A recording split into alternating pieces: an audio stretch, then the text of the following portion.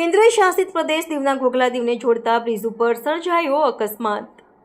Truck અને Activa moped ચાલક વચ્ચે થયો અકસ્માતમાં વૃદ્ધ મોપેડ ચાલકનું નિપજ મોત। કેન્દ્ર શાસિત દીવને જોડતો ઘોઘલા ગામનો બ્રિજ હાલ એક તરફ જ ચાલુ છે, જેથી એક બ્રિજ ઉપરથી સામસામે વાહનો પસાર થાય છે। ત્યારે દીવના વૃદ્ધ મોપેડ ચાલક હસમુખ રતિલાલ ઝાની ઉંમર વર્ષ 65ને ટ્રકે ટક્કર મારતા સ્થળ ઉપર જ મોત નીપજ્યું હતું।